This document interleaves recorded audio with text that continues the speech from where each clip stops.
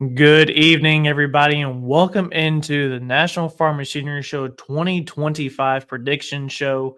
Shane and Wyatt here. Charles was slated to be here tonight, but he had something come up to where he couldn't be here. So, unfortunately, there will be three classes we don't do tonight, which will be our diesel 4x4 trucks, super farms, and the four-wheel drive trucks. But we still have our classes to present to you guys tonight.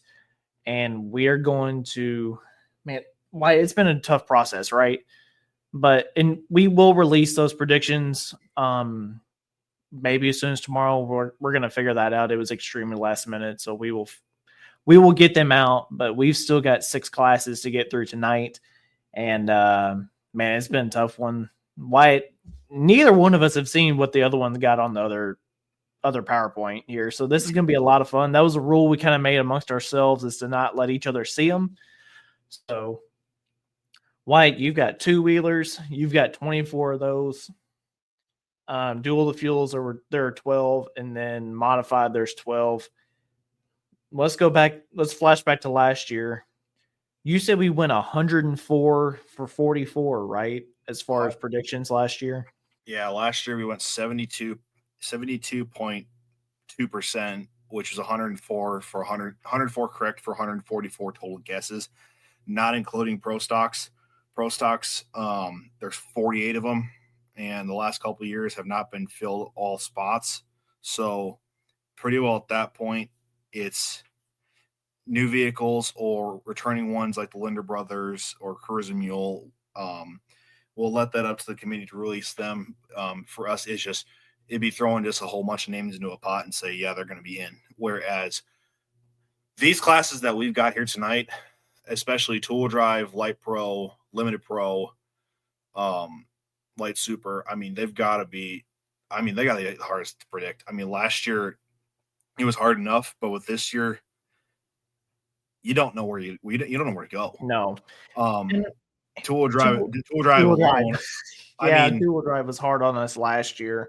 I have a map.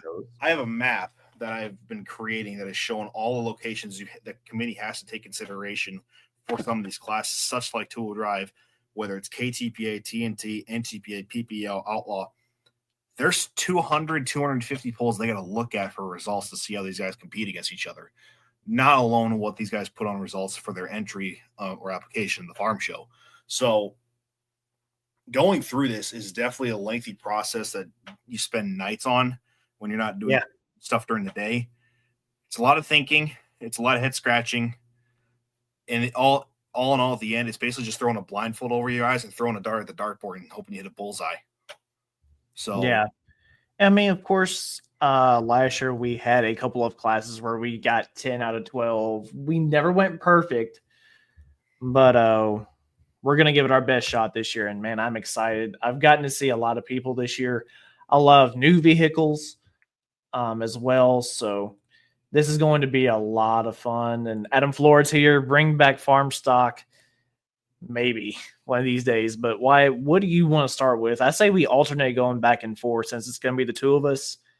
I think we kick off with yours first. Yeah. This year was my list starts off with tool drive itself. Tool drive is hard just because if you look at the NTPA alone, the NTPA had a crossover of nothing we've seen before, especially with some outlaw guys going from their own outlaw circuit to completely run the Grand National circuit and doing very well. They did well last year on the Outlaws. They've done well in the past, and some will be surprising, but some won't be, just based upon historic nature of the farm show. So, we can start with them first. We'll go right into it. So, basically on a slideshow PowerPoint is what you're going to see in the first class will be tool drives. First slide here is basically a list of champions and defending champions that have won either association points or defend their farm show title. And here's how it starts out. And as you can see in the parentheses beside them, either have some sort of notoriety as a points champion or a high ranking in a point series. So right off the top, I'll start with the top 3 of them. Suffering Sanity, Chase Richardson won the NTPA Grand National Points title. Sweet Revenge is your defending farm show champion. And Corn Burner, Jason Sullivan, repping the shirt, guy right down the road from me, won the PPL. Yeah. I think those three are for sure in just right off the bat. You can just throw them right in there. That's easy to say. Donnie with the big stick right after Jason there, I see. Donnie with the big stick. Donnie, last year's ring winner in Bowling Green. Very well again this year, traveled anywhere. I mean, he traveled out to Texas. He went basically anywhere and everywhere with that entire team. You really can't have Louisville without having Sullivan's in one perspective. So yeah, exactly. Midnight Revenger battled Jason Sullivan for the points championship, came down to the very last hook. You really can't have him out of it because runner-up in points PPL, runner-up in the finals last year at Farm Show. There's another one I think is for sure in. Buffalo's Chips, your outlaw champ, making his way back in. Yeah, obviously outlaw champ should be your automatic bid to get in. Had a great year. Definitely tough competition, especially with those in the bottom right corner. As you can see, Whippet and Little Whip being your second and third in points. Going over to the Apex truck, Will Teasley was there last year. Again, defending his title, winning Mid-South again. He had a heck of a year too, man. He picked up a lot of wins. But whenever he went out and ran the Champions Tour, he ran well too. Yes, absolutely. Competes everywhere he goes. Did it last year in Farm Show. I suspect that same success again. The next one is definitely a newcomer. Pain in the Cash. I don't have any previous memory of this truck other than earlier in the season watching it. Obviously, one OSTPA points. Granted, for anybody watching, we do not know who applied. We just go off of results. Yeah. And what we've seen. Purely based off numbers and what we can find and dig and spend a lot of time on, to be quite frank. Mm-hmm. So that's where I'm throwing it next. Wild and Blue, next one on the list, was the Farm Show last year. Again, won Region 4 and had a really good showing last year at Farm Show too, if I remember right. Yep, and obviously heavy hitter in the Carolinas. Yeah. Next one, the next two I will say are I would say to the main crowd is your most unknown associations. KTPA with Midnight Obsession, the old Wicked truck, and then Monkey Business of Carries are on TNT. So both points champions there. Midnight Obsession picked up more than 65% of the wins for the KTPA this year. Yeah. So he runs Mid-South too whenever he gets the chance. And he went to Brandenburg. He placed in the top 3 in Brandenburg one of the nights, I think. I believe it was Saturday. I remember he did that. He did very, very well down there. It was a good showing. I'm going to keep moving right along. We got a lot to go through. Taz, as I said before, outlaw trucks running Grand National. They come right over the Grand National circuit and got runner-up in points. So obviously it's an old Messer truck. It runs amazing, and those boys know how to run them. Can't have Louisville, honestly, without Jesse Petro, Buckeye Hauler, finishing the top 5 in Grand National points. No reason to not have him in there. I mean, the dude has got how many championships, how many wins? So yeah, exactly. That kind of speaks for itself. Old Blue was in last year, won Region 2 again. Chad Mayhill and Shannon Mins. Again, coming back this year, I would believe, is the Corzine family with Rekindled, was your ITPA points winner. Very, very competitive truck.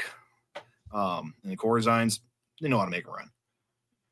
Last two, obviously, on this slide, last two were Whippet and Little Whip of the Nelsons. Very competitive, not only in this class, but in the modified class as well. And they were there last year again. I don't see them not going again this year. Now moving to the back half and the final ones. Now, these are more or less, I would say, my guess is throwing a blindfolded dart. So Sauced Up was your runner-up in OSTPA points. Keeners, originally Superstock, moved over to tour drive and doing very well. They were at Louisville last year, had a good showing. Is it a possibility they don't make it? Yes, but with their very consistent running on the OSTPA circuit, along with when they ran regionals as well as the TPA,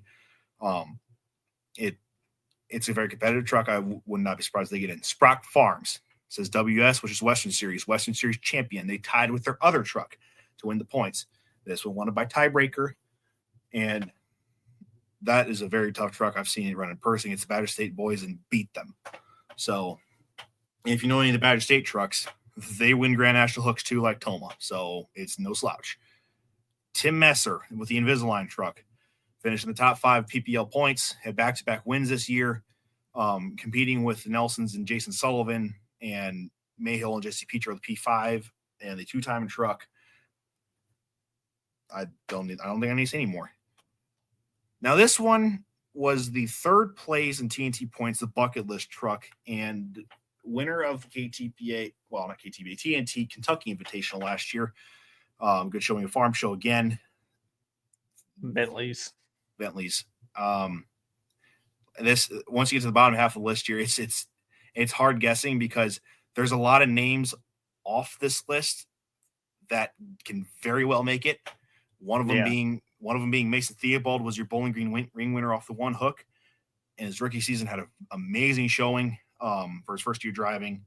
Would not be surprised if they get in, but this is who we have. And to round out the list, Salt Shaker Express, runner-up in ITPA, Texas Bulls, Irish 4th in Outlaw points, and then obviously the historic panel van of Jeremy Nelson in the Midnight Gambler.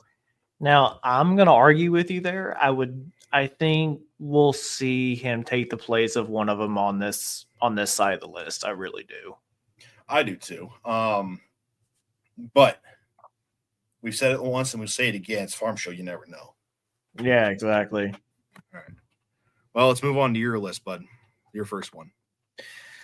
Yeah, man, mine. So I had Light Pro, and with there already being 15 points champions all across America and only having 12 spots to fill, this was very hard. And I mean, I had to start diving into wins, who they ran against, and everything else. So without further ado, let's go to Light Pros.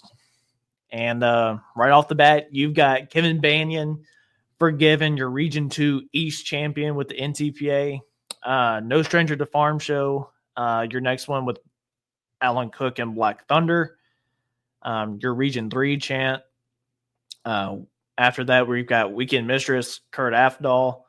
Back-to-back NFMS winner of the WTPA state points, and he was second Region 3.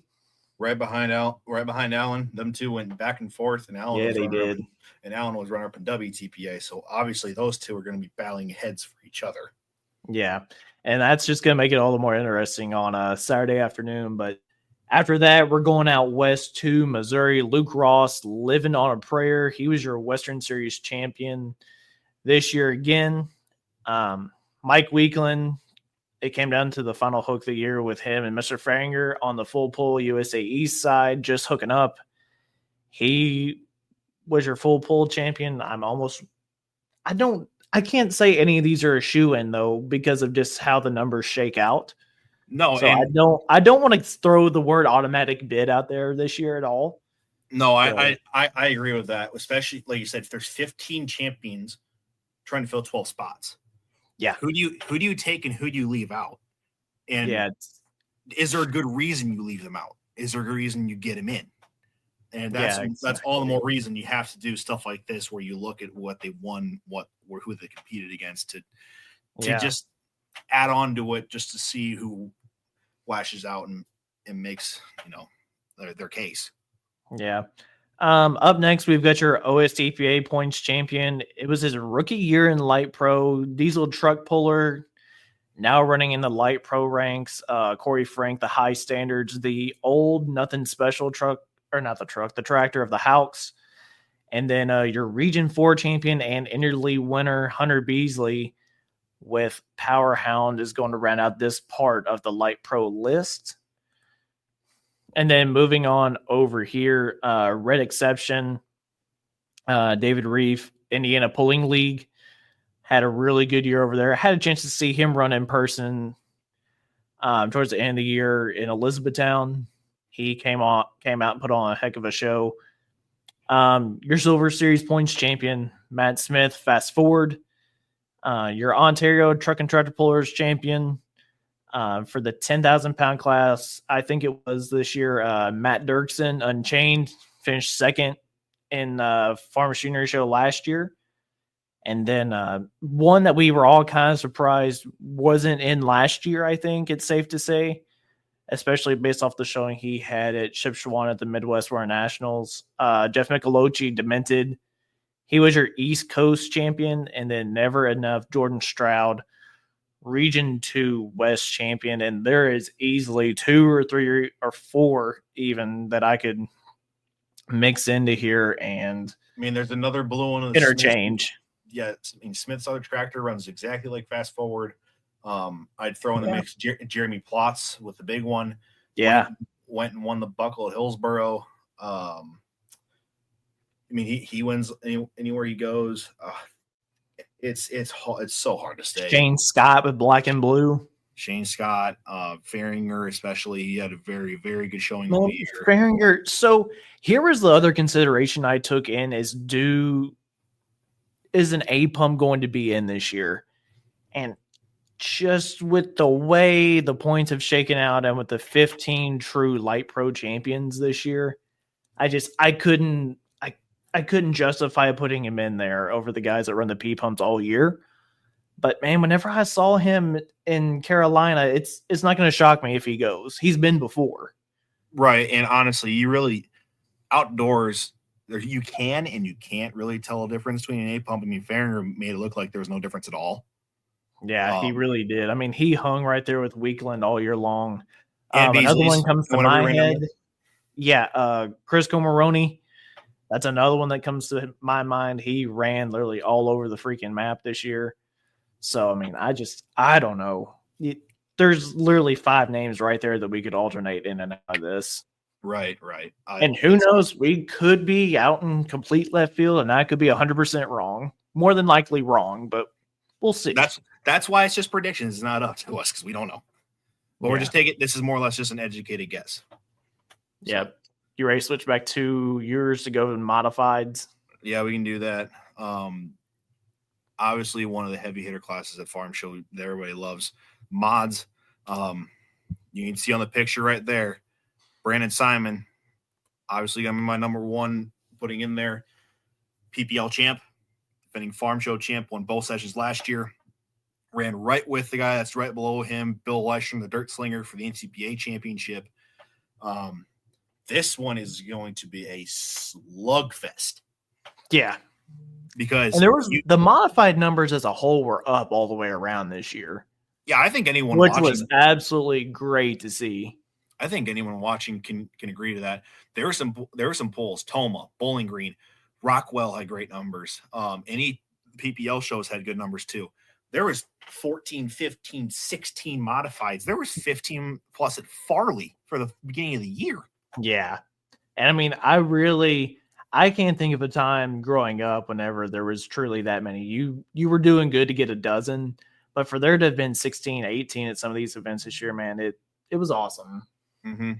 Oh yeah, absolutely. I'll keep rolling on the list. Cotton Candy in the finals last year. Your Outlaw champ again. Nee's family getting that 3-engine setup figured out. They ran very well. He was second in the finals, wasn't he? I believe he was. Yes. Yeah. I have to look back at the results to even know he was. I believe he was. Yeah, he was second, right behind Brandon. So yeah, going into the next one, the next 4 really Giddy Up, Ricky Rose and Jeff Rose. They switched seat time around this year. Run a good amount of hooks this year. Always competitive with that 3-engine mod setup. Does very good at Farm Show. Thorne and Ramblin' Rose Owens boys went out to California and just laid it on them. Went 1 and 2 both days there. They didn't get out right away during the season, but when they came in, they ran just like they always have. They ran right at the top. Gave everybody a run for their money. The next one here, the only unlimited that I know of right now that goes down and runs modified for Farm Show, and that's the Theobalds of Full Blown Wicked. Yeah. It's definitely a change for them going from the screw blowers to the 14s. Got to do a little bit of tuning, but they always put on a good show, and they They buzz him about as hard as anybody out there, especially Brandon and Yeah, Bill. they do. Absolutely do. The next one here, I would say, is probably one of your comeback drivers of the year, and that's Steve Bunnage, and takes a licking. Comes back and gets, I believe, third in the mod points right out after most of the year off after the injury, and he gets third right behind Brett Berg and Brandon Simon in PPL points. Always a competitive tractor, runs very consistent. I suspect him to be back in Farm Show after a year off. Next one, 10-time champ, Bill Voorhees, American Thunder. Runner-up right behind RJ Simon in the light modified class in the NTPA. A lot of people can say Farm Show without Bill Voorhees. It's Bill Voorhees, man. You can't take anything from him. Yeah. I mean, he had a great year in the light mod. I don't want to say I was surprised by it, but I mean, at the same time, that was a new class for him. That means setup goes into account and everything else. That was a great year for him. Next on the list, another guy that helps build a lot of the components out there, Corporal Punishment, Les Corporal. Runs light mod all year long. Right up there. I don't believe he got any wins, but the thing is very consistent, competitive, and he's done very well with it. And the last two, Brett Berg, Moneymaker. Need I say any more? It's Brett Berg. PPL Puller of the Year this year. PPL Puller of the Year, runner-up in PPL points, and dude can flat out drive. And the last one on the list, we got the Money Pit of Bollingers. Ran all year in the modified class, did not run the unlimited, sprinkled in a couple times with the Top Gun Allison engine tractor being in the modified class with its new setup. But anytime they ran the modified, this 3-engine setup, they always did very well. Great showing at Bowling Green, great showing at Sandwich. And I suspect them to do very, very well Farm Show too. Yeah, absolutely. Now, the one that really went back and forth between, more me advocating for it than you, was the Top Gun. Yeah, I think for the more or less nostalgic, different engine setup, I could see that, but it just didn't have enough runs on it this year. They didn't get it tuned in quite well. Where they wanted it. I mean, it made a good pass. Another one that jumping out at me that's not here is Phipps. No, more or less running a light model year, never really getting the 3-engine setup. I did not suspect them to apply, especially being their first year. Okay. That's more or less. And all these guys here went back, except for Cameron Neves, who doesn't run the NTPA or PPL. Everyone on this list has went back and forth to each other all year. So it's just a slugfest one after another. Yeah. Great list, my friend. And which one? You've got Duel the Fuels left, right? Duel the Fuels is my last one, and you've got 4 ones as your next one.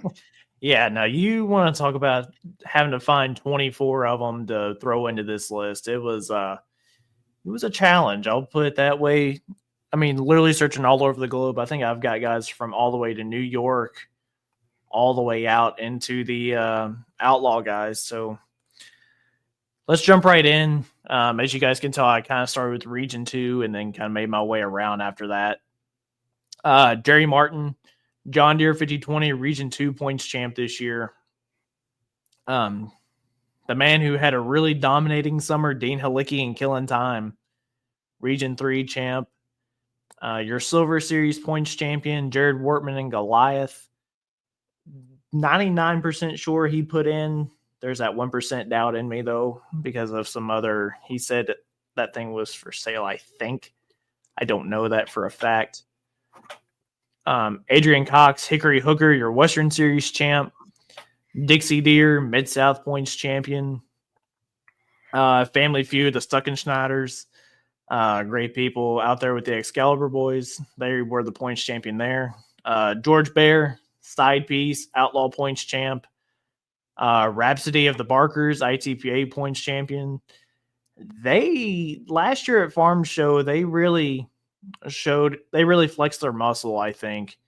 I can't remember if it was preliminary or in the finals where they did it, but they came out and ran strong. They won a preliminary round after 2 years in a row, surprisingly breaking a throttle cable, coming out and just giving it to him that first Friday session. Yeah, it was definitely a step in the right direction for them, and definitely redemption after the previous 2 years.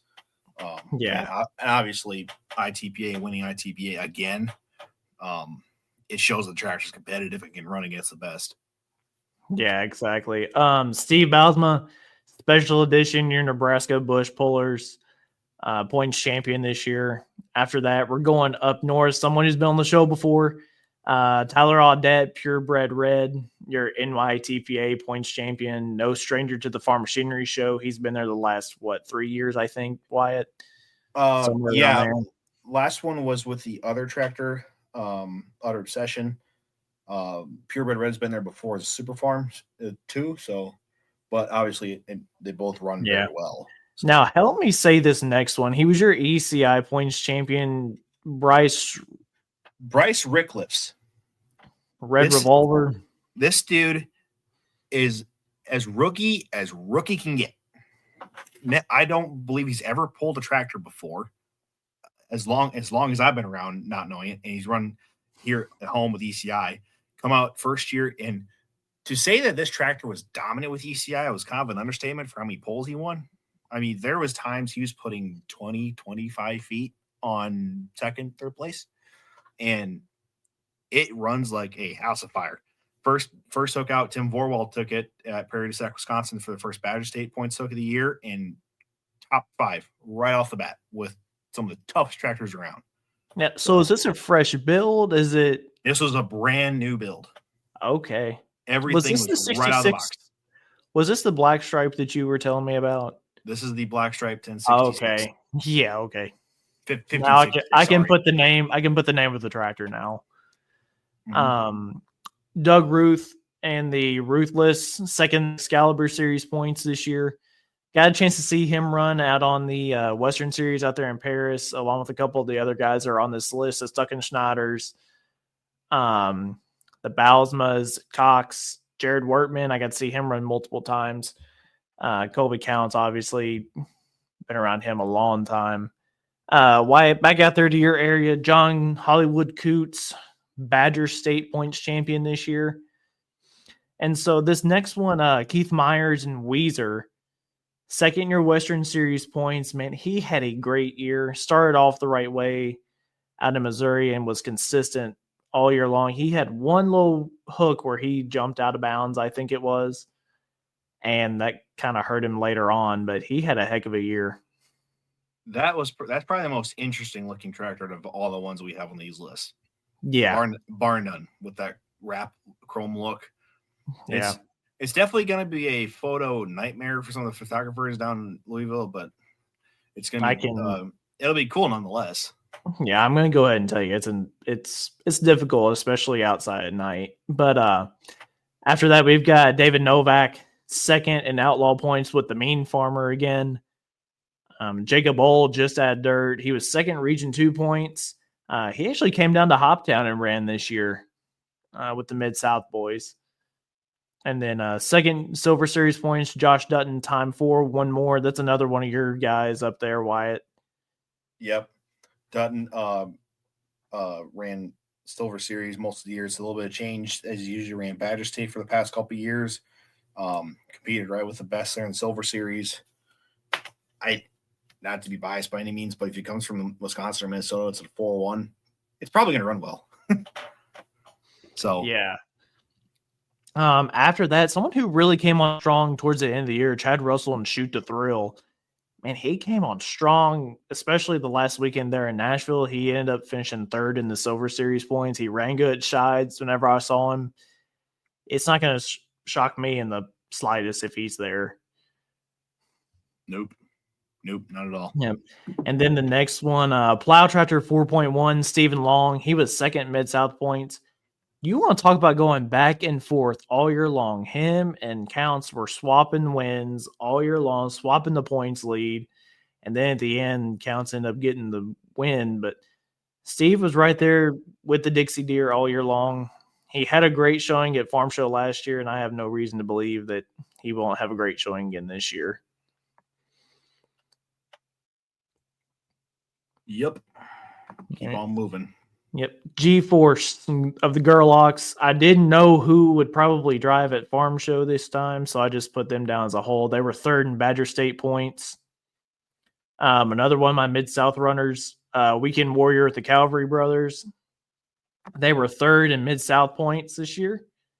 And then Wyatt, this was one I kind of bounced off of you just as one name with the slow ride. He was fifth in Badger State, but he came out like a fireball at the beginning of the year.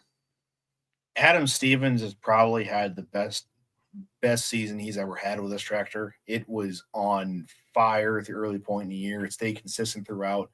The only negative about the tractor is that he has got to compete against some of the toughest ones out there, like Johnny Hollywood, Tony McDonald, Ray Heron, the Gerlachs, Josh Dutton. I mean, you can roll down names, and when you have to run against those guys every weekend, it is so tough to get a win. He was competing right with the best from getting some wins. Yeah. I actually got the chance to see him run for the first time outdoors this summer. That was really cool to see the black paint outdoors. And then your Saturday night Southern Illinois shootout winner, Red Power Express, Ray Heron. I don't know if they're going to send in. Talking to Ray last time, he was going to send in. So Red Express, Ray Heron, if anybody knows, used to be a Super Farm / Pro Stock as a 1066 back in the day. Come back out probably 6 or 7 years ago with this new Puma style hood. This tractor has had probably 5 different drivers this year. Josh Blackburn being one, Alex Hazard, Jordan Heron, Ray Heron. And this thing wins. It doesn't matter who's on the dang thing.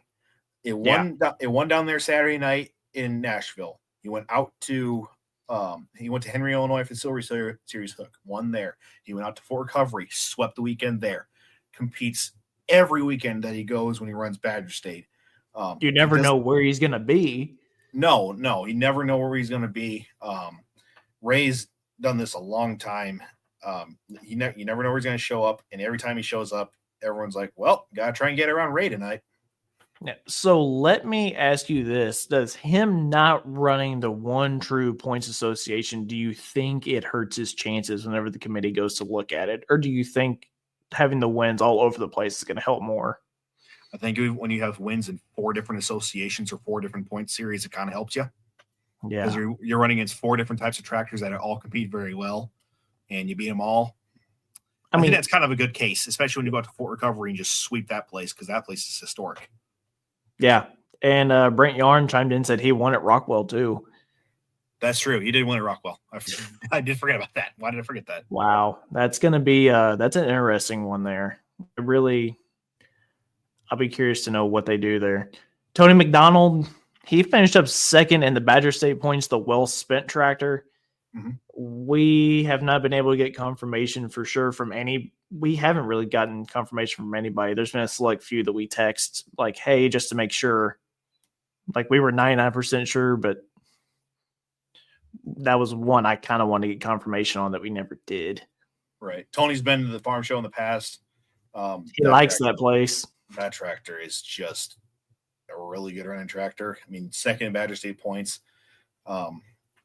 It's gonna run with everybody. It's gonna compete very well. So Tony's no slouch, and he knows a lot. Yeah. So now I'll tell you straight up one off my head that I left off this list, and it's purely because at the beginning of the year they didn't have the tractor done yet. It's the Debisseries with the Hellraiser International Addiction Edition. Mm-hmm. That's one I could see interchanging in here somewhere with someone. I don't know who, but that's one name that I really looked at hard. If he hadn't missed Paris and Fayette, Missouri, I think there's a good chance we're talking about him being Silver Series champ the way it ran whenever they got it out. They won Friday. I think they won Friday night of the Southern Illinois Invitational. Or not Invitational, just the Southern Illinois Shootout. But I don't know. Right. Yeah. He missed 3 hooks all year on the Silver Series and still ended up 4th in the points. So yeah. I don't know. I really don't. It's hard to say. I mean, it wouldn't shock me. They're signed up for Cloverdale Midwest Winter Nationals. So, right. We'll see. No, I that one would not surprise me, really. I mean, it's got a really good heart in it, and we all know where that heart came from, and it runs like a house of fire. Yes, it does. All right, Bubba. Your main event, Duel the Fuels. Go for it. Obviously, Duel the Fuels is probably the most excited. Looked forward to class, probably besides the modifieds or pro stocks at Farm Show. It's definitely full of heavy hitters, and I don't think any of these names will surprise anybody by any means, especially with the accolades that they have. So let's roll with it. Split by alcohol and diesel. 6 and 6. We'll start with the alcohol side.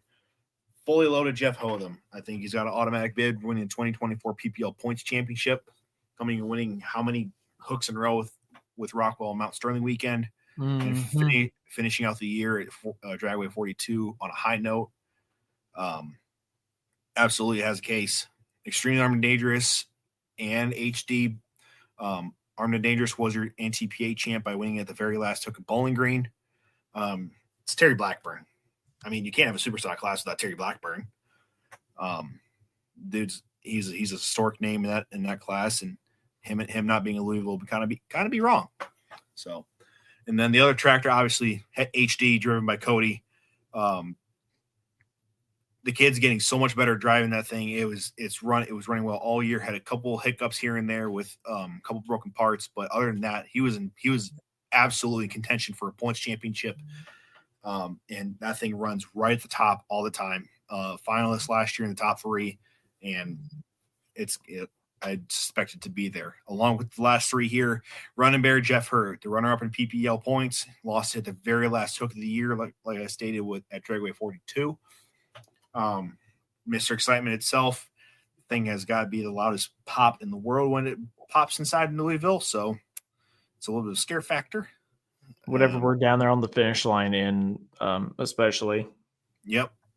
So I suspect Mr. Excitement to be there.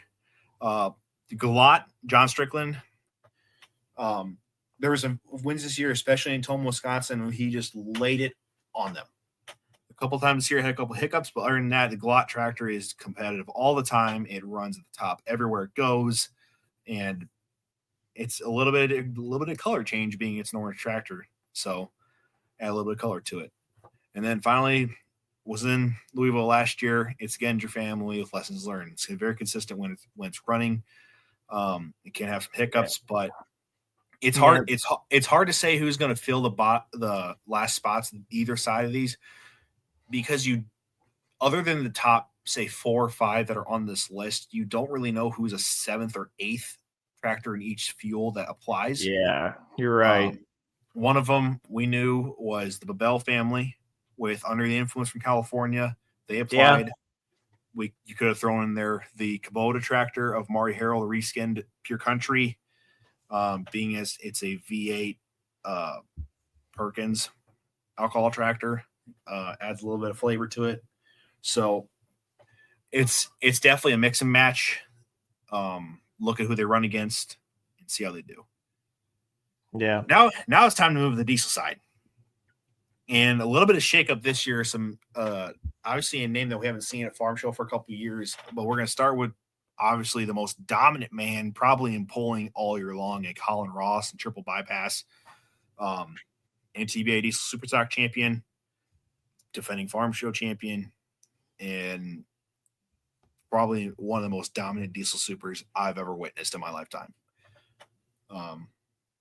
Colin's going to come with guns blazing, ready to lock and load and shoot out. So, second is going to be a curious one. Travis Schwab on the Bone Twister. Everybody has seen the explosion that happened with the intake manifold at Sandwich. Curious to see if he's going to get it back together, especially with having to do some hoodwork repairs. I'm hoping he gets it back together. That's why I suspect him to be there, especially being top 3 NTPA points. Yeah, Travis, if you're watching, do you have an update for us? I know he typically watches our Farm Show shows. Yeah, anybody that's watching, just comment what you think. so far and sharing around. Yeah. Tell us if we're wrong. Tell us why we're wrong, please. Could definitely be wrong. Makes it a lot of fun for us that way. Yeah. Yep. Next one, Super Rooster, Kent Payne. 2023 Grand National Diesel Superstock champion. Had a mishap last year at Farm Show, unfortunately, but ran well again this year in the point series. Never really had a hiccup. Had a couple different had Josh Blackburn drive it in Toma and did well for his first time there. And Kent Payne is always a good engine builder and runs very well. Next one, I've got your brother. Yeah. I think you can attest to this. It's the most this tractor's been out in a couple of years, wouldn't you say? Yeah, and I mean, I was glad farming just allowed him to be able to be gone this time and go more. And I mean, when he went, and he made sure everybody knew he was there on business. Wish we could have ended the year a little better. And I think if you ask him that, he'd say the same thing with Sandwich.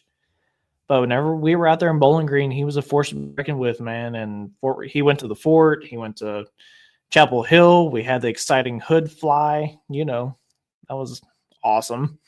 Mm-hmm. Oh, I got there Enderley Berth and won at Fort Recovery.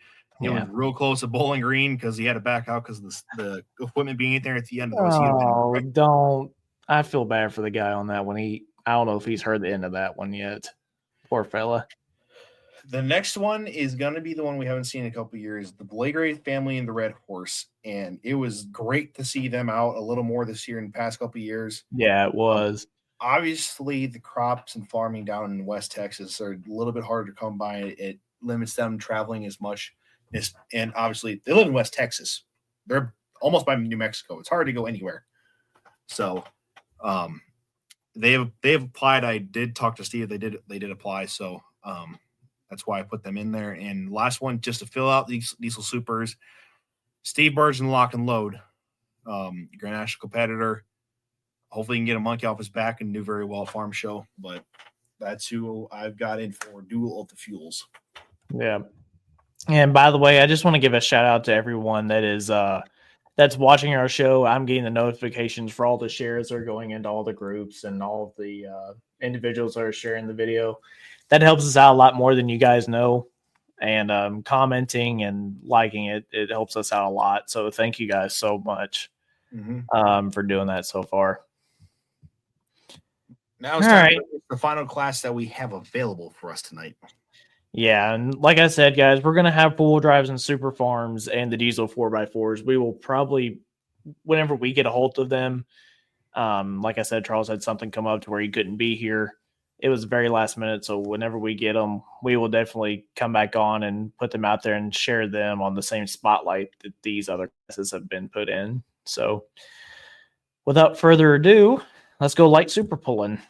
And up number one, Extremely Insane, Larry Phillips, 6th in the NTPA points. And then we have Brandon there with Loud and Light finishing 5th. They both had a really strong year. Brandon, especially with the John Deere, he came on stronger towards the end of the year. So he got that setup figured out after the work they had done to it.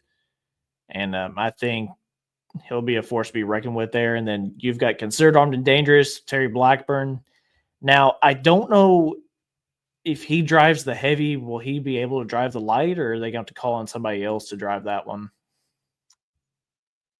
I wouldn't suspect it would affect it any. I didn't know if they were going to make them alternate drivers. No, I wouldn't suspect it would affect him any, being that RJ Simon's driven a tool drive and a pro stock in the same Farm Show. So I wouldn't suspect it to be a problem. Okay. Fair point then. Green Lightning, Frank Bahaboy, the Outlaw Points champion. Detonator Black, Adam Spiegelberg, 4th at NTPA points. Evening Thunder, Kevin Esri, your Mid-South Points champion. Brian Shramick in red for your NTPA points. I know the 10th position NTPA points is a little low, but I think that the tractor as a whole ran really well this year. Yeah, and I think it's going to be key to note that there's some guys that do not apply to Louisville just because when running a super in Louisville is fairly difficult. I know the Whitworths are not applying. Yeah, so that's you will just not what I was see. going to bring up. Yeah, you won't see the NTPA champ or third place points tractors. So that automatically moves any guys like Terry Blackburn up to the top position to take that spot. Or any guys like Adam Spiegelberg goes fourth. Now he's the number 2 since Whitworth's tractors are out. So if you know that ahead of time, you can account for that. So that's why some of these names can be confusing or maybe questioning, but if you know that information beforehand, it's easier to tell. Yeah, and I mean they say that pretty early too. I think it was I don't know if they did like as soon as they won the championship there in Ohio, or if it was an interview they did it that I heard it through. But they pretty well said from the beginning, like, yeah, no, we're not going to go farm show this time. Right. Yep. Yes, and obviously tuning alcohol in a place where one end of the building is warmer than the other, and barometric pressures, it can be very difficult. Yes, it can. Yes, it can. Daniel Northcutt, 5th in Pro Pulling League points with the On the Edge tractor. Gunpowder and Lead, Marcus Weddleton, 7th in NTPA points. Again, with the other two not applying, I think that kind of opens up the door for Marcus a little bit. Marcus didn't have the year that he wanted. You and I both know that. I experienced it a little bit. Yeah. Being with them sometimes. Yeah, it's supers, multiple turbos. There's a lot of variables when it comes to these. Yeah. Bobby Jones, field sobriety, 4th in Pro Pulling League points. He ran strong all year. Just the Haugs are another group that are not on this list. I don't think they applied for farm show. Right, correct. But he finished 4th right behind them, and your Pro Pulling League champion over the edge of Martin Daniel down there. And then the Kesslers with the night shift. It wouldn't surprise me one bit to see them back in. Right. Obviously, being ITPA points champs kind of it boosts them up a little bit. Being a farm show in the past helps a lot too. The tractor's competitive. They're all hard runners. It's just a matter of fact that can you get the farm show air to comply with your setup. Yeah, I mean that by itself is definitely a chore. You just us sitting there watching over the years and everything else. I would never want to do it. I couldn't do it. There's a reason why I'm a diesel boy at heart. So now the only name that I could think of that I would add in this list would probably be Brian Bowles. The only reason I'd say that is he did not run a points series, but anywhere he went, Bowling Green or any PPL hooks who ran at Rockwell too. I mean, the thing, if you ever listen to it, it runs like it wants to blow up, but it's running like a banshee. That's a fair point. I'll be honest, with him not running a point series, it kind of didn't cross my mind. I'll be 100% honest, and that's my fault. I could find a spot for him in this list. I think you're right. But like I said before, it's a lot to take consideration. I mean, I could show you the map I have. There's hundreds of events you have to look at, results pages to even figure out who you should put in or who you think applied. Yeah, absolutely. Yeah, y'all, but these are purely just our predictions and numbers and what we could find. Like I said, we're trying to do better than what we did last year. Even though last year we came out swinging at 72% of the competitors. That's how many we got right last year. But, man, it took a lot of time, and this was really difficult. So you want to run through the names one more time? Just run through them for who's in what class for the people that are listening on audio. Good. Anybody that's watching, if you have a comment on who you think should be in that we did not say, throw it in there because I'd be curious to see who you believe should be in. Yeah, absolutely. There is a case for everybody. One way or another. I don't care if they ran 2 times. I don't care if they ran 60 times. Throw them in here and let's look at them and make your case for them. It makes it a lot more fun for us to interact with you guys too. So light pros again, Kevin Banyan Forgiven, Alan Cook Black Thunder, Kurt Afdal Weekend Mistress, Luke Ross Living on a Prayer, Mike Weekland Just Hooking Up, Corey Frank OSCPA Points Champ, Hunter Beasley Power Hound, Red Exception, David Reef, Matt Smith, Fast Forward. Esden, yes, Smiths are in the list, as you can see right there. With one of them, like we stated before, there's 15 points champions trying to fill out 12 spots. So yeah, I mean that's one of the ones I tried to make a case for. I mean, I'll be honest, I was a little bit trying to be like, okay, where can I put them? Shane Scott, I think, finished third in Silver Series points in particular. That's one that I just really I tried to find a spot for him and I couldn't. You know what I mean? And it's another thing. It's hard to make a case, especially with only 12 vehicles, or in the diesel trucks, 10 vehicles, when you have multiple vehicles on your team with that many limited spots to take. It's hard to make a case. It's hard to make a case for them to have their other tractor in there over someone else who is also a points champion. Yeah, Essence said didn't know there was another screen. Oh yeah, we didn't leave out the Silver Series champ. Ontario Truck and Tractor Puller champ Matt Dirksen with Unchained, Jeff Micheloggi and Demented, Jordan Stroud and Never Enough. That rounds out your light pros, your 4.1 limited pros.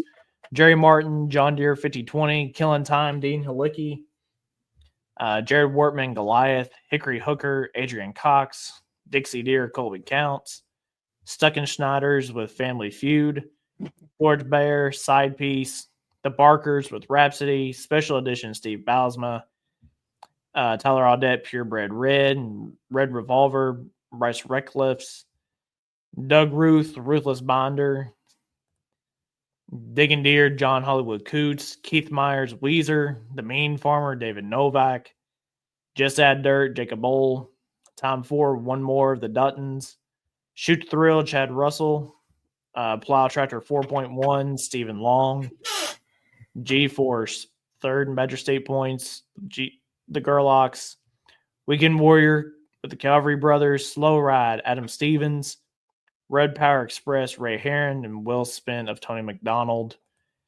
And then Light Supers, Extremely Insane, Loud and Light, Considered Armed and Dangerous, Green Lightning, Frank Baja Boy, Detonator Black, Evening Thunder, Red, On the Edge, Gunpowder and Lead, Field Sobriety, Night Shift, and Over the Edge. I'm going to be curious to see when it comes to the next couple weeks. Hopefully there's no delay when it comes to getting the letters out. I think everyone last year was I think everybody was a little bit of a panic last year. They want to see the list. Everybody wants to know who's in. And yeah, it's definitely exciting. So going down mine, Chase Richardson, Suffolk Sanity, Sweet Revenge of Bethany Nelson, Jason Sullivan, Cornburner, Donnie Sullivan with the big stick, Midnight Revenger, Jared Nelson, Buffalo's Chips of the Morris family, Teasley's with Apex, Mid-South Champs, Pain in the Cash from OSTPA, Wild and Blue, Brandon Lee, Midnight Obsession from the KTPA, Monkey Business, TNT, Hunt family with the Taz truck, Jesse Peacher on Buckeye Hauler, Mayhills and Chainman with Old Blue, Corzines with Rekindled, the Nelsons from Texas with Whip It, Little Whip, Keeners, Sauced Up, Sprock Farms, the Sprock family, Tim Messer with Invisalign, Stevens with Bucket List, Jamie Austin, Salt Shaker Express, Dustin Corliss with Texas Bullseye, and Jeremy Nelson with Midnight Gambler. Yeah, obviously, we had a couple of comments come in too. Mm-hmm. Finish up yours. I want to get to those. Yep. Modifieds. Brandon Simon Says, Bill Weichner, Dirt Slinger, Cameron Neves, Cotton Candy, the Rose family with Giddy Up, Owen's family with Thorn, Ramblin' Rose, Theobald's with Full Blown Wicked, Steve Bondage Takes a Lickin', Bill Voorhees, American Thunder, Les Corporal Punishment, Brett Berg Moneymaker, and Bollinger's Money Pit. And finally, the Duel of Fuels, Jeff Hold'em with Fully Loaded, Blackburn, Extreme Armed and Dangerous Injury, Cody Cheezick on HD, Running Bear with Jeff Hurt, Galat with John Strickland, Lessons Learned with Gettinger Family. On the diesel side, Triple Bypass, Colin Ross, Bone Twister, Travis Slawbaugh, Super Rooster, Kent Payne, Living a Dream, your brother Brandon Hunt, Red Horse, Steve Blagrave, or Stan Blagrave, and then Lock and Load of Steve Burge. So these are just 6 of the 9 classes we have predicted. We will get the last 3 to you one way or another, whether we just post them on Facebook or if we do some sort of segment. So I kind of prefer the segment. I'm not going to lie about it. Right. So yeah, tell us how we're wrong. Comment time. Chris Baker, did I miss the light pros yet? Yep, we just ran through them. Bomber says light supercycle letter buck. I absolutely I could see. I honestly could see a case where you could throw Rex Kuhn in there. My question would be, when was the last time that Rex Kuhn actually ran Farm Show? And also him being 9th place in NTPA points. You can't make that argument. You can't make that argument. I got Schrammick in there at 10th for NTPA points. Right. It's hard to say. Yeah. Chris Baker should be ×3. Huh. I'm assuming he means Smiths with light pros. Possibly. Yeah. Ethan Fitzsimmons, I think the farm show should add a mini rod class or a super semi class. Mini rods, I'd be all for. Semis, There's a good thing. There's something called the truck show. Yeah. Pretty much. I think that has a little bit of weight. Yeah. Wish me would do it with the squealer and the dual. Yeah. Well, he absolutely, I mean, if they apply, they absolutely have a case. I mean, I don't see why not. Sure. My question is, when was the last time they applied or went? Because I haven't seen the results in the past years that show they actually went, unless you go back to 2012 or 13. Yeah, it was a long time ago. Okay, Geezy, Lindstrom down your picks for Limited Pro. I feel dumb if he won a points championship and I left him off. I mean, he does have a case. I know he does. And that was one of the names I really thought I put in, but apparently I didn't. I'm going to look now.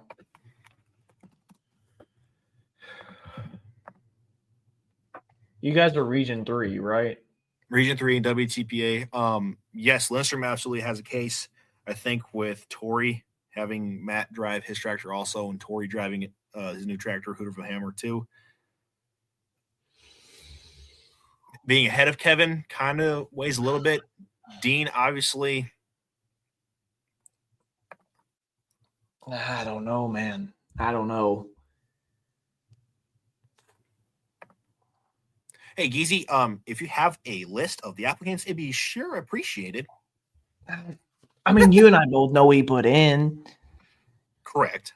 I don't know.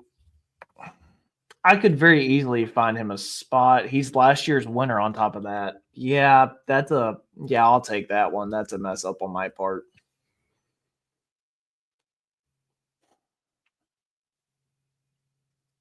Well, Wyatt, we're not going to go perfect in 4-1. I'm going to tell you that now. How did I miss him, of all people? We're also going through hundreds of pages of results to do this. This is fair. Yeah, last year's winner. Yeah, Geezy, you're 100% right. I feel dumb for that. I really do.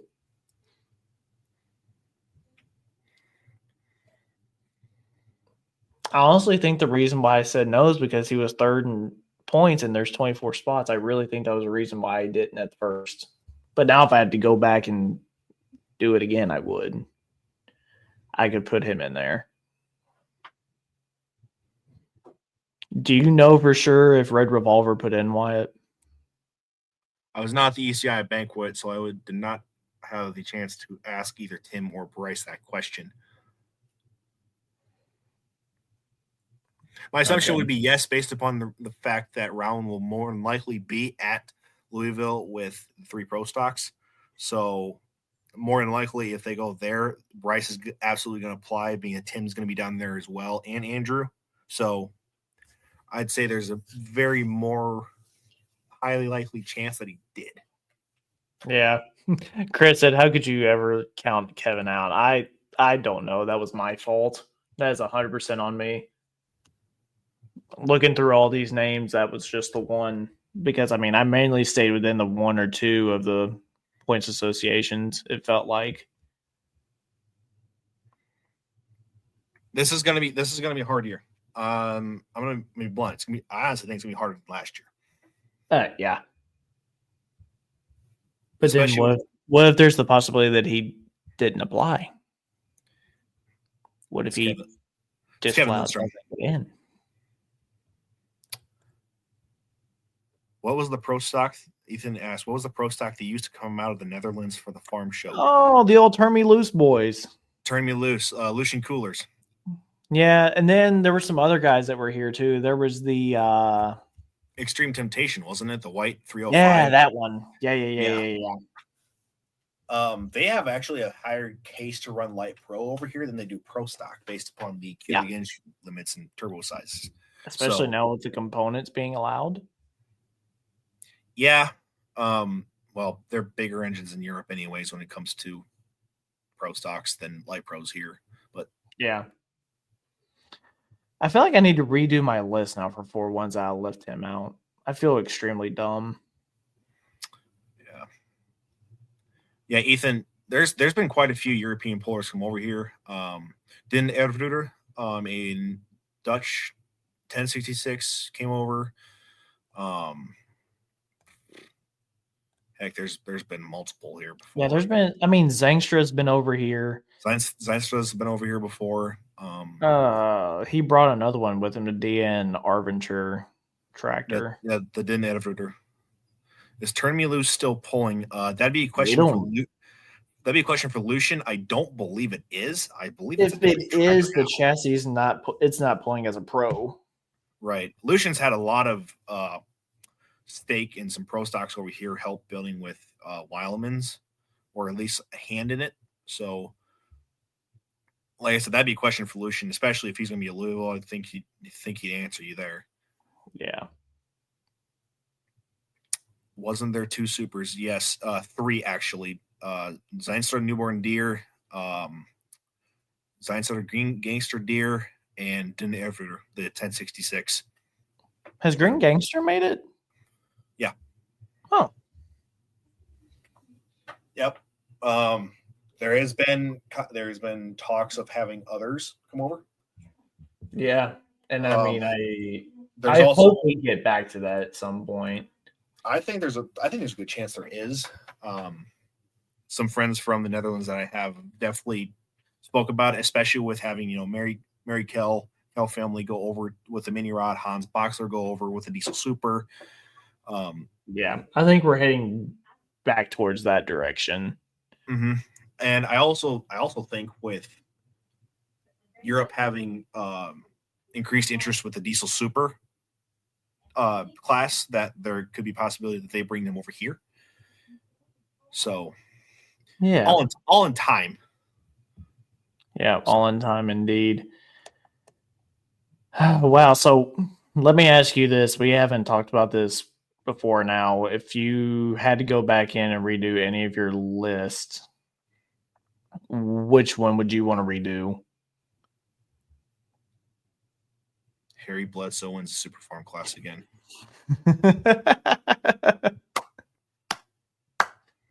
Kudos to you, Curtis, for that one. If I had to, modified. Really? Because the Benedict was the big one.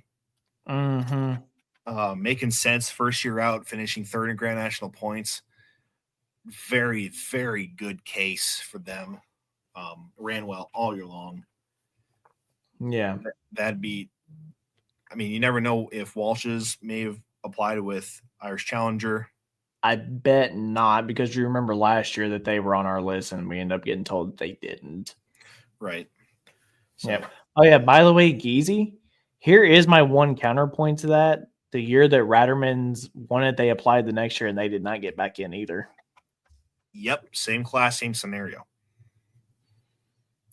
So now, do I still feel dumb for not putting him on there? Yeah, but is there that element to it that, yeah, we put, but they wrecked their engine. Well, they still reapplied. They all still reapplied, and they still didn't get in for winning it. Yeah, so that's my one counterpoint, my one defense. Other than that, no, I'm a complete idiot. They didn't run a full season. There's a lot of people that don't run full season to get in. Yeah. Oh boy, oh boy. Yeah, if I had to pick one right now, it'd be 4-1s, and that was the one I was most confident in coming in until I realized I left that name off. Yeah, 4-1s always hard. 2-0 drives. I think you're right. James. I think you're 100% right, but just as a counter defense, just for fun, why not? I think going back to, I think Light Pro's one of the most exciting classes. It's become one of the most competitive and exciting classes of farm show, just because some guys don't get to run against each other a lot, and you really get to see, besides Midwest Internationals where they all come also, it's another place where you really get to throw down and see who's who. Yeah. So for my people that are watching, and we've already had a little bit of participation in this, what is either another flight or what is another class you would like to see added to farm show? Dylan, to address your comment, have you done forward drive yet? We stated earlier in the show, Charles had something come up, and Charles was in charge of forward drives, diesel forward drives, and super farms. Now, he had something come up where he is not available tonight, and we do not have access to that presentation to show you that those 3 classes. Once we get access through Charles, we will either show them on Facebook or we'll go live and we'll show those 3 classes separately. They are done. We just have to get them. They're done. Yeah. Yeah, a second flight of Light Pros, definitely. Yeah, I mean, I think that's kind of on everybody's list as a second flight of those. I really do. Mm-hmm. I don't get tired of seeing 24 of them, 30 of them, 40 of them, however many we get at Cloverdale. Russell, he says minis. Okay. I don't know what night you put them on. All right. If you add minis, what do you take out? Ooh. Matt Dirksen says 2 flights of Light Pro. And good to know the boys from Canada are watching. I think Ethan, I'm going to say this once and say it one time only. We're not doing those. I don't want to be here till midnight. I think naming 48 Pro stocks will take you all night. Yeah. Especially when you have new ones coming out, guys coming back like Bill Miller. Yeah. There's a whole lot of names. I mean, yeah, we'd be here for 2 hours on that class by itself. So I got a question to counter all those answers. Mini rods or Light Pros, or add a second one of 4-1s. What do you take out? I'll put in the counter, and I've brought this argument up to you. 5-0 pros on Saturday afternoon. You take out the pro stock class, have everything that runs on Saturday afternoon, have that be their finals.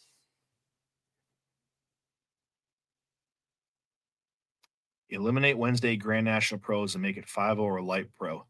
Now, Bartling, I like where your head's at, sir. I do like that. Curtis Rexing Hot Farm would be competitive. Okay, look.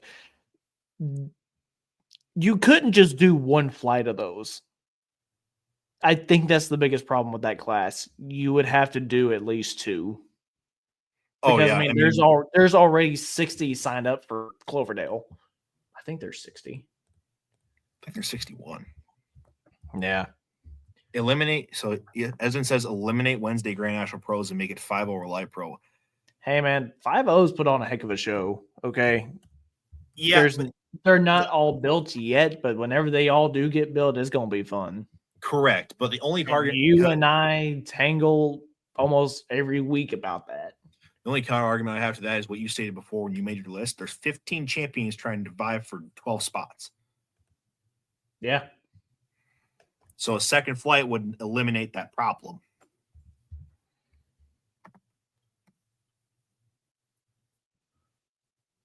3.0 diesel trucks. Oh, I mean, that'd be good for the Kentucky route as main 3.0s, and it's really and truly how big that class has gotten on a national scale. Wouldn't you say?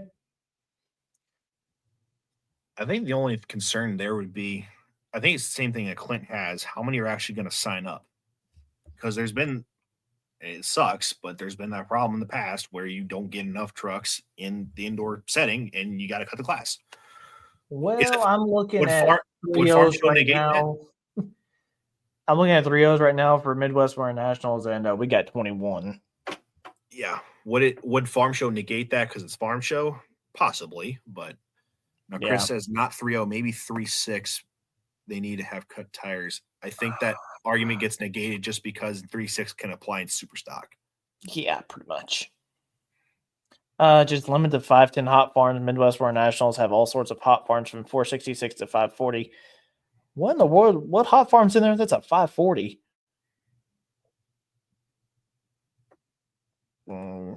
Yeah, I need more info on that one.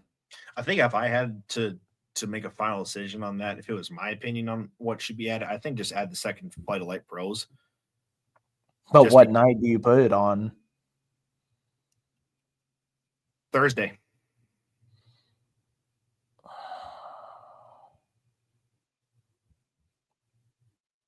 But that loses us a Flight of Super Farm? No, I think you take out Pro Stocks in a sense. It's just hypothetical. I think you just take out Pro Stocks in a sense where Pro Stocks Wednesday night, I think that's considered the Tinker Toy night. Yeah. For good reason. Yeah. And then Friday night, it's Dual the Fuels Pro Stock. I think that's where that goes. Yeah. And then Saturday afternoon is just a mix of everything. I'm still in favor, and here's why I say this, especially for those guys that run Pro Stocks on Saturday afternoon, or any of those classes that move to the finals on Saturday afternoon. They just have such a short turnaround time before they have to go back out and pull again. They don't have a lot of time to fix things. I mean, I don't want to say it's not fair, but at the same time, like the other guys that have had a whole day to get stuff fixed. I love Pro Stocks, but there doesn't need to be a session of them every night. Mods don't need to hook twice, neither does Super Stocks. And I can see that. I can honestly see that argument too. Mods, yes. The Super Stocks, that might be my own bias playing into that. And well, how much does it hurt? How much does it hurt Supers with having that pipe on there? Yeah, that's what I was sitting here thinking before I said. I'm like, oh, wait a minute here. Might be right. I don't know. So I mean, what does that make Saturday night then? If you do that. Well, I think that's just your championship night. You run them then. I never really understood how brand new Pro Stocks can get into Farm Show when it's supposed to be a poll where you build up a resume through a season to hope you get accepted to poll. I think the only thing you can say there, it stems from the 4 sessions that they have. They're 48 spots, and some guys don't apply. I mean, taking into consideration Jeremy Smith, one of the toughest Pro Stocks out there, runs Ohio State, doesn't run indoors. I don't really know of many of the OSTPA boys that apply as a whole. Right. I mean, that's a whole group. I mean, I talked to the Moores the other day. He told me they didn't apply. Right. So there's more that don't apply than what you realize, and you just never really think about it because of the names that are on there. Right. And everybody has a reason they do or don't apply. Yeah. Like there's Saturday night add in light profiles. Yeah, I agree. And I think but that requires us to add them in somewhere else during the week. Right. And I think that kind of stems to why don't some guys apply for Superstock class? Why doesn't apply anymore? I mean, we've had that question before. We've had that debate. Did Buckman apply with the Diesel Super Outlaw champ? I was told no. He did not. He didn't. And that's the point I was trying to make. Brad Campbell, though, I mean, he's next in that slot. I mean, he ran really good this year. He did. So I mean, it wouldn't shock me if he's in there. Right.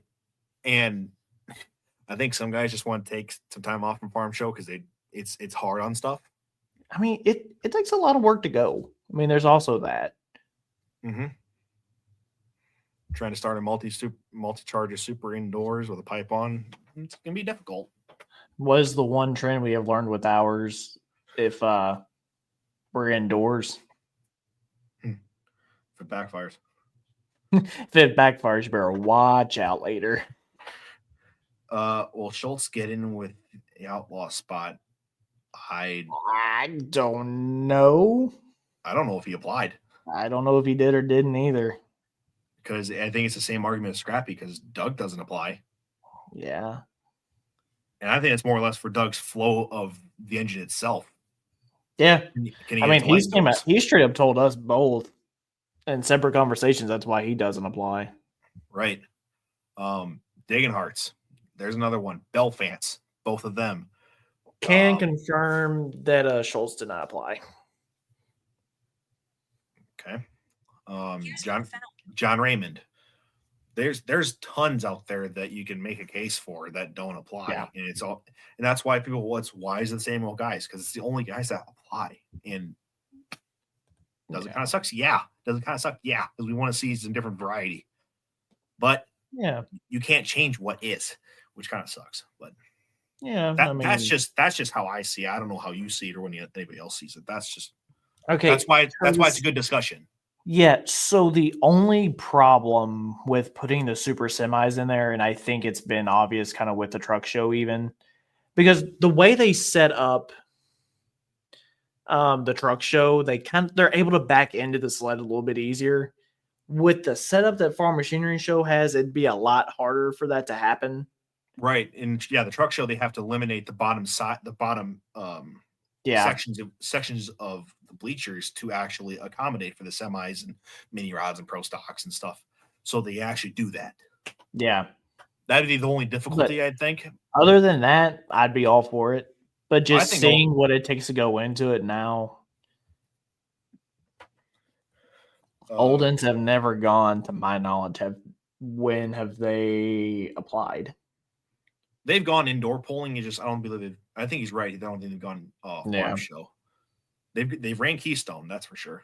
Ooh, another one I didn't think of, Mysick. Right, yeah. Lance Mysick runs very well in the He had a heck of a year. Yeah, absolutely. No, I'm not going to go through here and pick one to take out of your list to put them in, but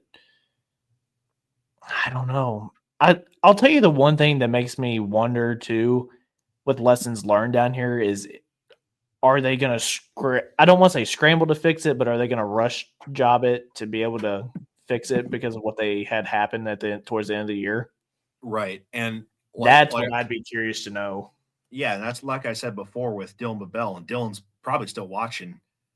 Those guys got back out with that tractor and it's been running very well. So does the committee say, all right, these guys had problems, they probably don't want to rush it? Do you bring in Dylan and his dad? Oh, they're watching too, Mike 6. We didn't apply. That kind of surprises me, though. I'm not going to lie about it, guys. The summer you guys had, I really figured you guys would be up in there. Right. What about Bradish with M80? I've had conversations on the phone with Aaron, and he says no. They did not. They had a lot of pump trouble and injector trouble this year, and they want to get that setup figured out before they really go after something. Yeah, that's coming from Aaron himself. Yeah, you guys keep these coming in too. This is a lot of fun. I enjoy doing stuff like this for sure. And this is what we build our show off of. We build it off of discussion. What do we think? What do the people think? What should happen? Where this should go? Yeah, and this is what makes it fun for us, man. I mean, are we young? Yeah, but I mean, nothing wrong with having discussions. By the way, Wyatt, did you see Midwest Power Nationals Light Limiteds today? I did not. They've got 27 for 6250. So we only need 3 more before we split them into the 2 flights for the 6250. Don't start that Louisville argument, please. Do not. Oh, but I want to. It's so fun. Don't start the flight limited in Louisville. Oh my lord. Boy. Do you know how many people would apply for that though? Whoa, time out here. Curtis, I'm going to need a little more context of that. What yes, do you mean? Please. We have not heard that based off the way it was running this year. I wouldn't have. So, so. Any of our audio listeners, Curtis commented, Travis Kuhn selling pro stock ? I have not heard anything about this at all. No, based off the way it was running, we sure as heck wouldn't have thought so. But maybe that's why he is, because of how well it ran. They'll just build back another one, maybe. Go to Esden's comment. No. Hang on. We got to go in order first. Devin, yes, you did hear light limited supers at Louisville. Hey, just battle it out at Midwest Winter Nationals. Devin, there's still room to sign up for Cloverdale, though. I need to see the tractor there. Starting a petition to get Kenny Hale to put the pipe on for light supers. I agree, man. Well, here's the thing. I agree. Here's the thing. They don't attach the pipe for light supers. So the smoke tube is not on for the light super class. Yeah, I know, but still, the way that thing runs on Mid-South outdoors during the summer, them and Ulmer's. Oh, I'd be 100% for. I'm all for it. Let's see what they can do. If they want to do it, let them do it. Let's go. Because that tractor is gorgeous. Yeah, it is. Yeah, you could lay eyes on that one at Brandenburg a couple of years ago. And TPC. Yep. Hot Farms would be awesome, but couldn't pick just 12. Yeah, Darren, that's what we said earlier. And that's the argument that people made, that you need to add 2 flights automatically just because there's so many of them. Yeah. He said, yeah, we need to change that rule. Well, here's the thing, though. What other diesel light supers are out there? Ulmer's? Or is that one's ag chassis? Well, yeah, they're all ag chassis out there, but yeah. Devin said, doing the best I can, not my decision. I still have to live with my parents till I'm done with college. I know it, buddy. I know. Dylan, I enjoy sitting in on how they would decide what rules they would use for a light limit super and farm show. You would be there for a weekend. That'd be fun to listen to, though. Although you've pretty well already got a set of rules that works. Indoors, especially. Chris Baker, one in Empire State. That's a light super stock on diesel. I'm blanking. Which one is that, Chris? Can you name that one? Yeah, no, this is just my like of seeing stuff from up north on YouTube, to be honest. Esden says Bernie Platts. Diesel light, cast ass. Yeah, I mean, it's another one. Yeah. Okay, here's more to the Trailblazer. I was told by a man who was interested in Trailblazer that he went to Nashville and talked to Travis, who said it would maybe be for sale. Didn't know if you had heard any buzz about it. No, we haven't. That might incline me to do a little bit of digging sometime.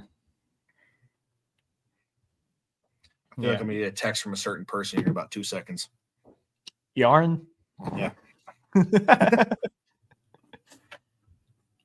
Yeah. This is definitely the fun part of the season. Oh, yeah. This is whenever we had season. Yes, yeah, that's what I was fixing to say. So Breakar calls it silly season whenever he's doing his videos for NASCAR teams and all that stuff. But yeah, this is pretty much what this is now. This is a lot of fun. This is where you start seeing the new vehicles, the revamped ones, like we talking Bill Miller and Cruising Mule coming back. Sheltons are getting Preparation H revamped. How many pros do they have at Farm Show, you think? 2. Ooh. I think 2, just for the sole sake. I think they're just going to limit it to 2 per team, especially in that class being there's 48. What I would not be surprised if they bring in Preparation H as the third one based upon its nostalgic look, older look, and being it's from the Harmons, you have a historic sense of being pro stock. Harsh will be bringing back Beyond Limits and a new one as well. Really?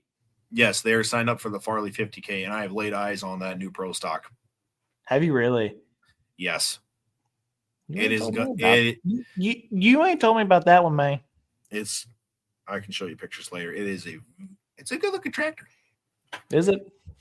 Dylan on that list as well, which would not surprise me if they apply it for Louisville, would be Simon's third. Are you saying a comment that I'm not?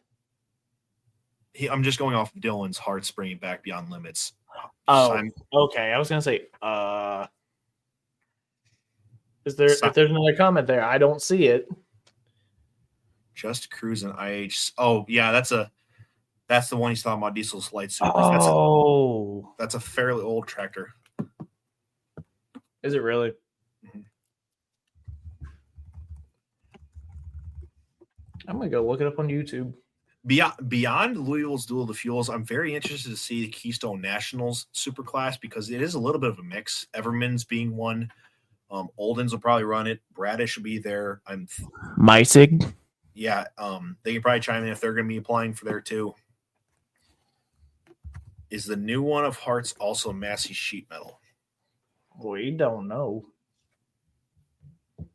I actually, believe it or not, I have not seen the front grille. Don't show it on here. No, I'm not. Also, the old Delaware Ether Eater. Huh. I'm going to be curious to see as well. I would love for Oldens to apply for Farm Show as well, being as they do have the new Deere chassis from Ace. I don't know if they have the engine in it yet, but that'd be quite interesting to see another Deere Super. Meissig said yes, we're playing on Keystone. Sweet. I'm sitting here looking to. So I see this heavy superstock class from Alexander, New York, from Nick. He put this video up. I'm not going to put the audio up with it. I need some education here, just because I don't know how they have the class set up out there. Turn the sound off. Oh, is it on? You good? Yeah. So, question I have for the people still watching. What do you think is going to be the most surprising or competitive class at Farm Show? Yes. What do you think is going to surprise you the most? Is it going to be the light pros and the variety? Is it the competitiveness of that class? Is it will Duel the Fuels or mods get shaken up with a different entry? Okay, so we're running super stock, but here's Haywire running in here. Now here's Borderline Obsession pulling out too. Do they run supers and 4-1s together? They're able to. I believe they're able to run. My six will be able to answer this question better than. Yeah, I mean their tractor's just like in the background back there. Oh, and a nice information tidbit here. The first component light pro stock was actually running in New York before it was ever Mullinex. Yes, it was. And who did we end up finding out for sure it was them? Yeah, Travis, the Chris family with just only it's only money, just money. It's the old 1066 Super that they put a light pro stock engine in on 30.5. Trevor, I'm gonna say Lunkenheimer. Forgive me if I messed that up. He said, "Yeah, the 4-1s and the heavy supers all run together." Okay. So on Empire they run together, but on New York they run separate. Correct? Yeah. I mean, a lot of the super farms that were out there in New York, they have gone to 4-1. A lot of them have gone to 4-1.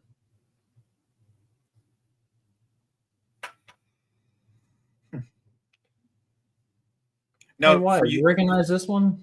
Yes, I do. The old backdraft tractor. Mm-hmm. Now, for you northeastern running pullers, is there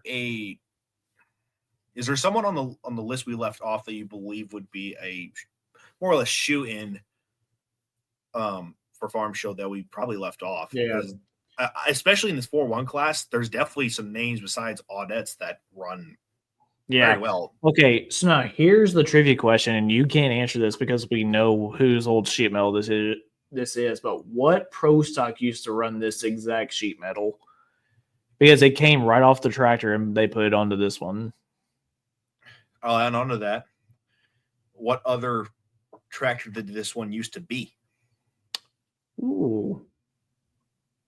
We need to start doing trivia where we give out stickers and stuff. So let me throw this out there while we've got a good, decent portion size of the audience here still. And thank you guys for hanging out with us while we've been on doing this discussion rant thing. Would you guys be opposed to a trivia night type of thing? Say if we use the Kahoot.it app, and it's pretty simple to use. You just type in a code and you type in your name. It doesn't ask for an email address or anything. But what if we had a trivia night here on the Almanac? What would you guys think about that? Geezy's right, too. And Baker and Yarrick. Man, you guys are good. They got that really quick. The hood was a little bit more of a dead giveaway, but the one bad apple is correct. That the rear end, I believe most of the engine is out of the old one bad apple of Brian Beck, most previous owner. So did they move that motor over to Dream On? No, because it was still Super Farms. James, you can answer this better than I can because you run with Brian. Yeah, guys, give me a response to that one. What would you guys think about a trivia night? Because we've been kind of weighing some questions back and forth, like, oh, would this be fun? Just try something different. While pulling season's we're waiting on it to get back going again. Maybe one night in December. Okay, that's what I believe. Yeah, that's what I thought it was too. Okay, apple sold with the engine in it. Okay. Geezy, what's your opinion on the trivia deal? He's pretty good at it. Opinions. James is pretty good at it. He's in. I'm afraid to throw up questions like this though, because I was actually something like that, and that they have a timer in there. Like after a certain amount of people answer, they just cut the time off.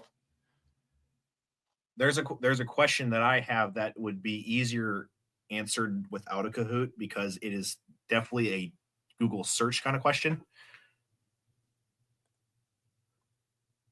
So, Chris, we know where the original sheet metal actually is. Actually, one of our members has it. Mm-hmm. Sure does. Rhett Parrish won Saturday night at Farm Show. Man, it'd be fun to have a red one in the winner's circle again on Saturday night at Farm Show.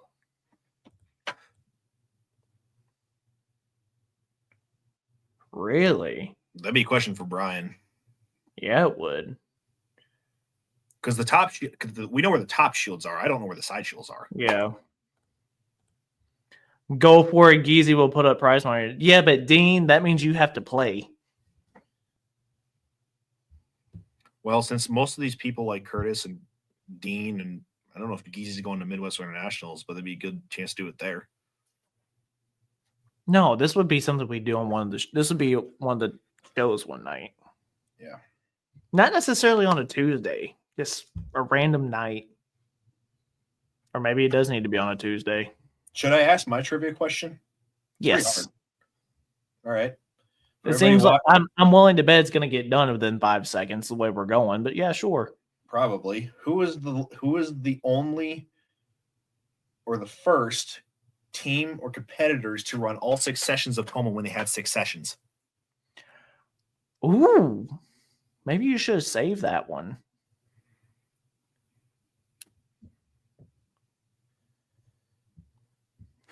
Geezy. I've asked that question a couple times, and only a few have been able to get it, but they had to search it up to figure it out. Would it be Roberts? No. The only reason I know this is because we are parked next to them and we helped them do it. Simon? No, this is all the same vehicle. Ran all the same vehicle. Same vehicle, ran all 6 sessions at Toma.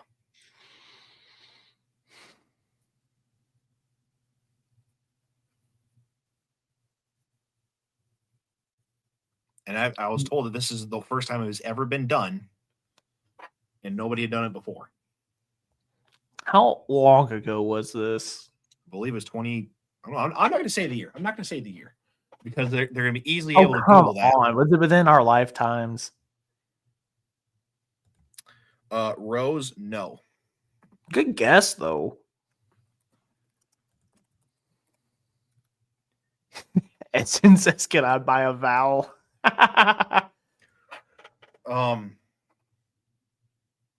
Well, I'll give you one hint. It's not in the Midwest.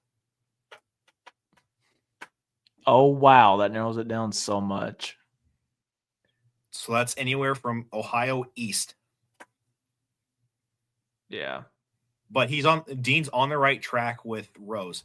James, the question was, who was the only competitor or team to run all 6 sessions at Toma with the same vehicle in the same year? So they ran all 6 sessions, different classes. Oh, hey, Kevin. When Toma still had 6 sessions. Yeah, Tim Engler. No. No, because he did not run light mod. Oh, that's a fair point. So this would have been light mod, and unlimited. Gate and Yelly. No. Chris, is he still running? Yeah, because I would like to know where a certain green diesel super stock that he had went. If he still has it. Knox. All right, how long are you going to keep stringing them along here? I'm waiting for him to get close because the team is actually east of New York yet. Bollinger's, no. Boyd's, no. I haven't saw him out in 10 years. Well, I know he's been out. I just want to know with what. I know he has a tractor called Living a Dream now. Yeah, the old Monkey Mayhem. I'm trying to figure out where Renegade Deer went. Boy, that's another good guess. Audit's grandpa. No, you're getting closer in the region, though. It's in the Vermont, Massachusetts area. He meant Audette's grandpa is what he meant. Yeah, he meant Stone. He meant Gardner Stone. All right, we'll get a couple more guesses in here, and then we're gonna call it quits. Yeah. It was said over that it was the first time it was ever been done. Gayton is down to only Monkey Mayhem and Renegade Deers. Ooh, so where's Magnum Force and all that? Magnum Force is, I believe it's Determination Team now has it. Fintac. No, that's still in New York. That's another good guess, though. It's in the Vermont, Massachusetts area. Yeah. All right, we're going to go about another minute, and then we're going to get the answer away.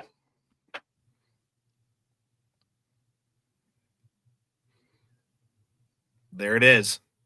Rotten Mean. Oh, Chris got it. It was nice. Mike, that the Rotten Mean Nasty tractor of the Ferry Brothers was the first one to ever do it. Awesome.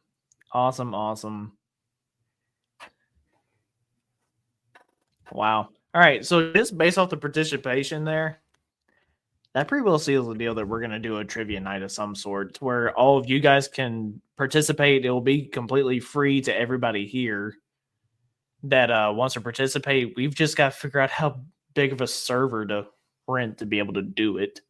Do we allow Dan Mayer and Miles Krieger to just try and go over against anybody else? Yeah, why not?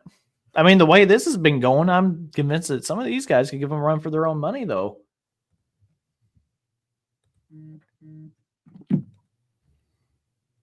Yeah. All right, y'all. We've been going at this for an hour and 40 minutes. Thank you guys so much for being here with us. Is there anything else you want to cover? No. He said I'd pick Sparky. No, we will get Super Farms, 4 drives, and diesel trucks predictions out one way or another. Yeah.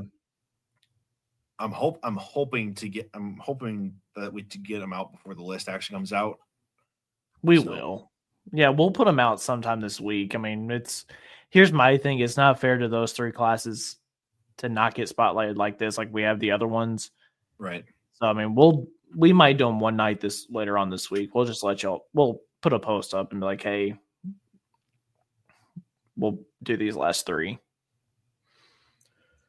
Other than that, I got nothing else. Hopefully we just beat that 72% mark that we did last year for our first time ever. I can already tell you right now, I've done screwed us on 4-1s. I'm calling it right now. I've done screwed us royally. Gotta try and beat 104 for 144. Yeah. Mr. Lindstrom, I sincerely apologize.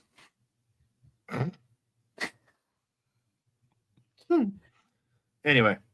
All right, y'all. With all of that being said, this has been a long one. It's been a fun one. Do Super Farm. Yeah, they're going to be on our next one whenever we get the list out for those. We've just got to get access to them pretty much. Charles had something come up very, very, very last minute, and he legitimately didn't have time to get them to us. So we'll get them back out. I'll have to ask him. I haven't seen anything yet. Yeah, that'd be a good question. Know he was thinking about shutting it down at one point. That's a lot of work for one man to do. Yeah. Let me ask y'all this real quick. One last question before we go. All of you guys that play fantasy football, I know that narrows down my audience just a little bit. What would you say if there was an app like that for pulling? Where you build a team on you pick one vehicle per class? Yeah. And just run the whole season that way? I mean, you can drop them if you know they break it per night or something like that. Good idea. Okay. That pretty well gives me the gauge response I want to see. No. I will set parameters. That will not happen. That would have to. So yeah, you'd have to set parameters like per association, per class, stuff like that. Okay, and here's how I've worked it out in my head. You'd pick an association that you'd want to do it for, granting that you can get all of the associations to be on board with it. Correct. And just do their classes. Like if you're in one group, you're doing outlaws, you do outlaw classes. If you're in another group, you're just doing PPL, and another group, you're doing NTPA. That would be my way of designing it, but you know. Right. But all right, boys and girls, we will see you guys next time. We will let you guys know as soon as possible about those other lists. Do it by Harry's in on this one. He said do it by classes and association. You bet. So will it be like playing farm sim while farming? Geezy, are you doing that in the tractors? I know you can do it through a certain software. Wild. Anyway. I know. All right. Geezy said no. All right, y'all. We will see y'all next time. Anybody else that you guys can think of, shoot a text. Make sure you guys are liked, subscribed.